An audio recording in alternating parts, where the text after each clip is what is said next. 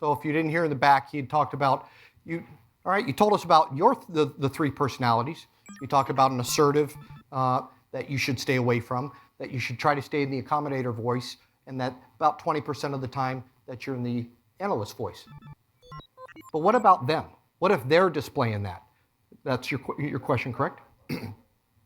I will tell you that if they're an assertive, we don't try to meet them with the assertive. In fact, one of the things that we teach the very new kids for domestic type situations. Click back 2 screens. We tell them to go in with this, low and slow. Lower your voice, intentionally lower your voice, because typically, I can't tell you it's going to work 100% of the time, but typically when you get somebody and they're so yelling, they're in your face, we just bring it naturally down and even lower our voice even more, most people will become curious. And they'll tend to mirror that same type of thing.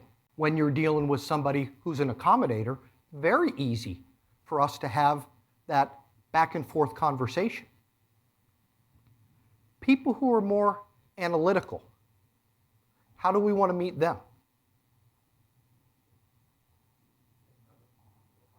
Use your accommodator voice. There will be that time that we're going to want to slow it down and emphasize certain points. I don't know if you see the value then in our product. We're slowing it down and we're emphasizing that. And then what do? We'll use the skills that we talk about of dynamic silence. And we go quiet. Why? The illusion of control for the other side. It keeps them talking. Because remember, it's not about us. It's about them. And the more that they talk, odds are they're going to reveal things that they had no intention of telling you. Hence the black swan. And if there's one, black swans fly in groups. And they will continue to expose more information, and that is the art of the negotiation. His question was, in summary, if I got this correct, sure, you told us about these three personalities and the voices. What about the one they're displaying? The bottom line is, this is where you want to be most of the time. When you're trying to convey your point, you're going to draw your line in the sand, you're going to tell them something that they don't want to hear, then you're going to go to that analyst tone, because I want you to know I'm not playing around right now. This is serious business. So there's no real matrix.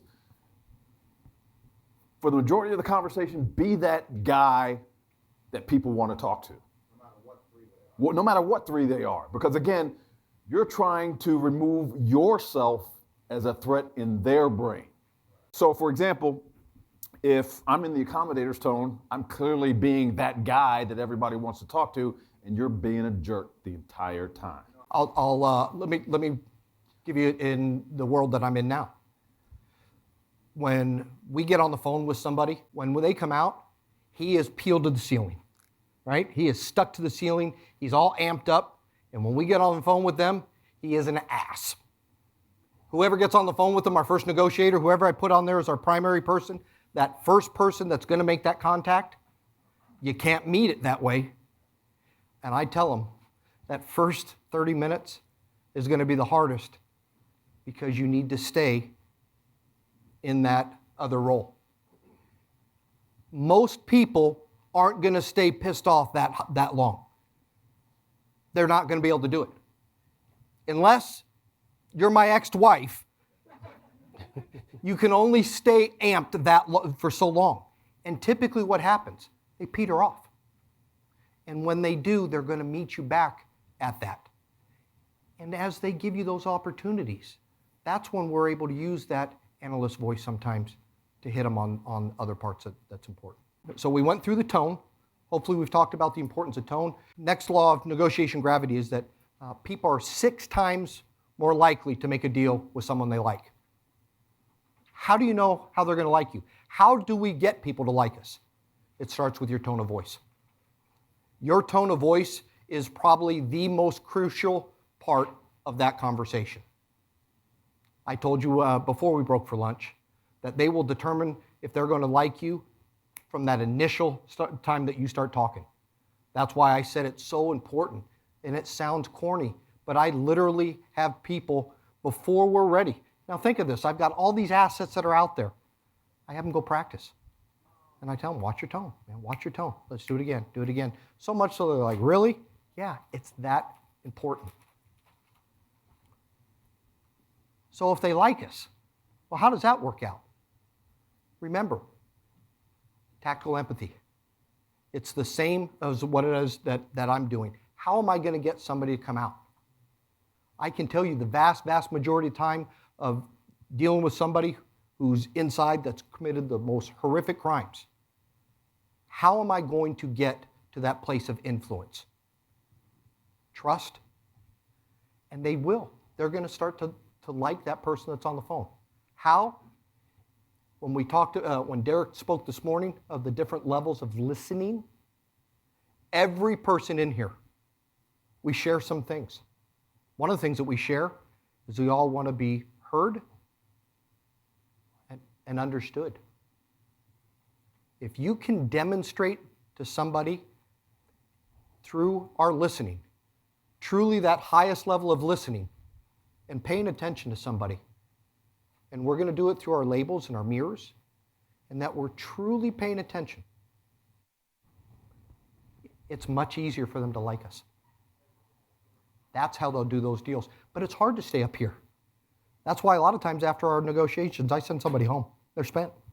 Because if you're doing it right at this high level, they're exhausted. They're going to give you more candid information, more reliable information, because they're not, I guess what I'm trying to say is the correction itself makes them feel so good, they're not worried about giving you compromising information.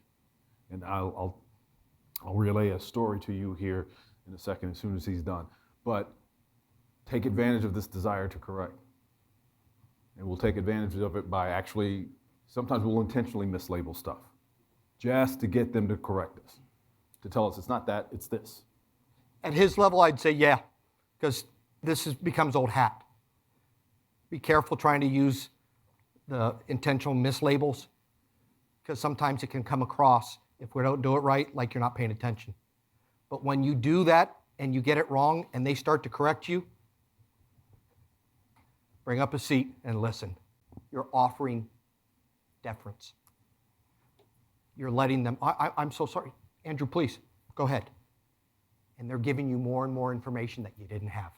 Yeah, so he asked, how do you stay in your seat?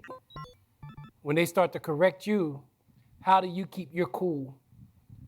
Curiosity. We've been telling you, we're going to beat you over the head with it all day long. Curiosity. Stay curious. First of all, they're giving you data. You're gathering information. Get out of your own feelings. If you can stay out of your own feelings, they're going to give you way more than you expected.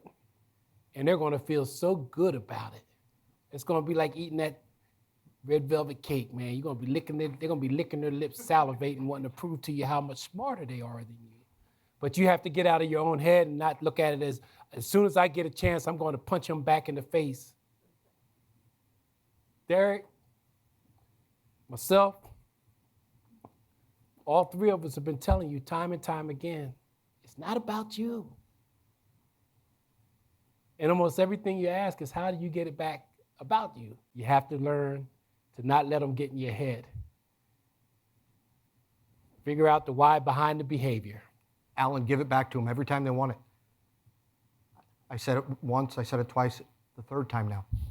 Deference. You defer, hey, please tell me, educate me. You know what, it seems like I'm not understanding completely what you're saying. Give it back to him. And I just stopped there. 2 + 1, the silence. Shut up. If he's going to talk, let him talk. By doing that, remember what you're doing. You're listening at that highest level. You're asking for it all. Well, how's he going to know you're going to give it all back? We laid out all those things in the different texts that we have, in some of the different classes we have. Your labeling, your paraphrasing, your summaries. When you're doing that and you're demonstrating that I'm hearing truly what you're saying, and you're remaining empathetic, not sympathetic, empathetic, you're creating that bond. You're creating that rapport. Remember, you don't get in life what's fair, you get what you negotiate. If you want to become a better negotiator, click the link in the description below.